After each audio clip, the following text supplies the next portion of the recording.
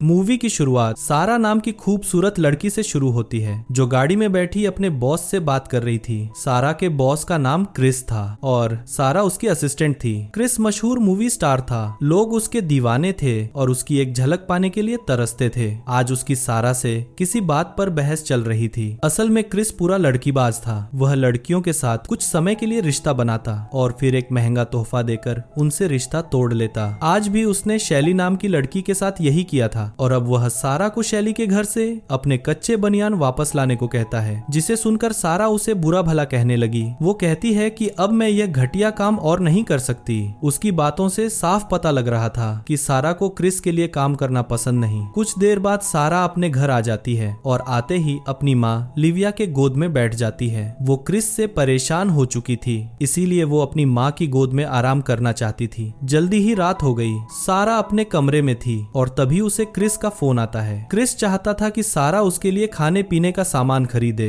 क्योंकि जब भी वो खुद स्टोर में जाता है तो उसके फैंस उसे घेर लेते हैं। सारा जल्दी जल्दी स्टोर में आकर सामान खरीदने लगी, जबकि क्रिस अभी भी उससे बात कर रहा था। क्रिस उसे सामान लेकर कल सुबह 8 बजे आने को कहता है, लेकिन सुबह सारा अपनी दोस्त से मिलने के चक्कर में लेट हो जाती है और सारा के लेट आने के कारण क्रिस दरवाजा नहीं खोलता। इसलिए सारा को उस पर बेहद गुस्सा आ जाता है। फिर वो दरवाजे पर चढ़कर जबरदस्ती क्रिस के घर में घुस जाती है और अंदर आकर क्रिस से कहती है कि मैंने तुम्हारा सारा सामान ला दिया है, लेकिन अब मैं सच में तुम्हारे साथ काम नहीं कर सकती। फिर वो अपना सामान समेटने लगती है। क्रिस उसे रोकने की कोशिश करता है, लेकिन सारा नहीं मानती। असल में क्रिस पूरा दिन सारा से फालतू के काम करवाता रहता था, इसलिए वह नौकरी छोड़कर जा रही थी। थोड़ी देर बाद सारा अपने घर पहुंच गई। वह अपनी माँ को सब बताती है कि मैंने क्रिस की नौकरी छोड़ दी, जिस पर लिविया उसे समझाती है कि तुम्हें जो सही लगे तुम वही करो, मैं हमेशा तुम्हारा साथ दूंगी। दूसरी तरफ सारा के बिना क्रिस काफी परेशान था, क्योंकि उसे हर काम सारा से करवाने की आदत थी। इसलिए वो अगले ही दिन सारा से मिलने उसके घर पहुंच गया। घर के अंदर लिविया गाने सुनते सुनते सफाई कर रही थी। इधर क्रिस घर की घंटी बजा रहा था और जब बार बार घंटी बजाने पर भी कोई दरवाजा नहीं खोलता तो क्रिस खुद ही घर के अंदर आ गया। जबकि दरवाजे की आवाज से लिविया को लगा कि घर में कोई चोर घुस आया है। वो चोर की धुलाई करने की तैयारी कर लेती है, लेकिन जैसे ही उसकी नजर क्रिस पर पड़ती है तो वो हड़बड़ा जाती है, क्योंकि यह कोई चोर नहीं बल्कि यह तो उसकी बेटी सारा का बॉस था जो उससे मिलने आया था। इसके बाद क्रिस के पूछने पर लिविया बताती है कि सारा इस वक्त घर पर नहीं है, जिसके बाद क्रिस वहीं उसका इंतजार करने का फैसला करता है। लिविया क्रिस को बिठाकर जल्दी जल्दी अपने कमरे में आकर अच्छे से तैयार होकर क्रिस के सामने आती है। उधर सारा अपनी दोस्त मॉली के साथ थी, जबकि इधर लिविया और क्रिस घर में घूम रहे थे। फिर क्रिस के पूछने पर लिविया बताती है कि मैं राइटर हूँ, मेरी बहुत सी किताबें छप चुकी हैं। यह सुनकर क्रिस हैरान होने लगा, क्योंकि सारा ने उसे यह बात कभी नहीं बताई थी। घर देखने के बाद ये दोनों दारू पीने लगे और दारू पीने के साथ साथ दोनों खूब सारी बातें भी करते हैं। लिविया बताती है कि 10 साल पहले एक हादसे में मेरे पति की मौत हो गई थी। तब से मैंने किसी भी आदमी को अपने करीब नहीं आने दिया। मैं तो किस करना भी भूल गई हूँ। दोनों ने कुछ ज्यादा ही दारू पी ली थी, इसलिए वो दोनों एक दूसरे के करीब आने लगे और क्रिस उसे किस करना सिखाने लगा। आज 10 साल बाद पहली बार किसी ने लिविया को किस किया था, इसीलिए उसकी गुफा में तूफान मचने लगा और जिसके बाद वो क्रिस पर टूट पड़ती है। वो उसे अपने कमरे में लाकर पहले अपने कपड़े उतारती है और फिर उसकी शर्ट फाड़ देती है। अभी दोनों ने शुरू ही किया था कि तभी सारा घर वापस आ जाती है। यहाँ सारा अंगूर खाते हुए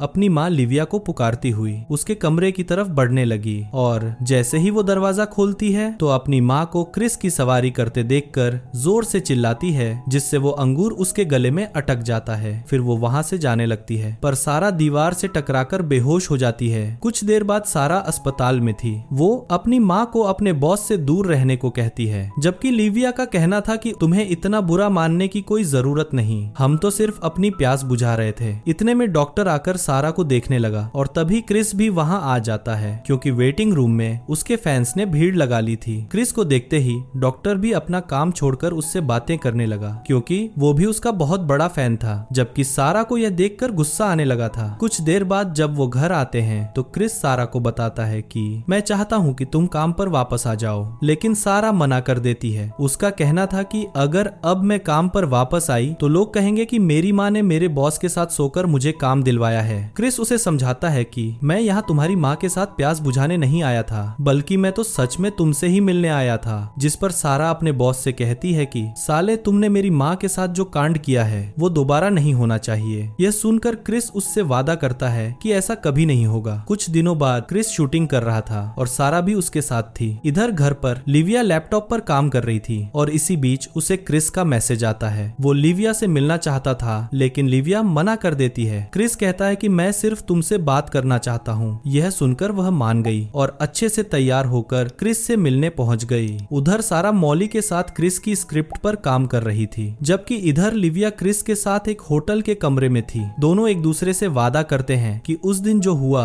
वो दोबारा नहीं होगा। दोनों अपनी अपनी गर्मी को भी शांत रखने का वादा करते हैं। फिर खाना खाने के बाद ये लोग दारू पीने लगते हैं और दारू पीते पीते दोनों के बदन में आग लगने लगती है, जिसके बाद दोनों अपना वादा भूलकर फिर से शुरू हो जाते हैं। देखते ही देखते क्रिस ने लिविया की गुफा में धमाके करने शुरू कर दिए। अब यह सब होने के बाद जब देर रात को लिविया अपने घर वापस आती है तो उसे वहां सारा मिलती है। फिर सारा के पूछने पर लिविया बताती है कि मैं क्रिस के साथ खाना खाने गई थी, जिस पर सारा कहती है कि सिर्फ खाना ही खाया या फिर कुछ और भी किया। यह सुनकर लिविया उसे समझाने लगी कि क्रिस अच्छा इंसान है, तुम ही उसे गलत समझ रही हो। इतना कहकर वह अपने कमरे में आ गई और अपनी सास को फोन कर क्रिस के बारे में बताने लगी। वो उसे सारा के बारे में भी बताती है कि उसे क्रिस पसंद नहीं क्योंकि वो उसका बॉस है। फिर लिविया की सास उसे समझाती है कि अगर तुम्हें क्रिस पसंद है तो तुम्हें किसी को सुनने की जरूरत नहीं। अपनी सास से बात कर लिविया को काफी अच्छा लग रहा था, जिसके बाद उसने क्रिस के साथ आगे बढ़ने का फैसला भी कर लिया था। अब दोनों ज्यादातर पूरा दिन साथ ही रहते और खूब मस्ती करते, जिससे दोनों एक दूसरे से प्यार भी करने लगे थे और मौका मिलने पर अपनी गर्मी भी शांत करते। दोनों एक दूसरे से बेहद खुश थे, जबकि सारा को अब भी अपना बॉस पसंद नहीं था। इसी बीच एक शाम सारा को पता चलता है कि लिविया क्रिस के लिए स्क्रिप्ट लिख रही है। यह देखकर उसे अपनी माँ पर बेहद गुस्सा आने लगा क्योंकि लिविया ने उसे इस बारे में कुछ नहीं बताया था। उधर लिविया क्रिस के साथ एक पार्टी में आई हुई थी।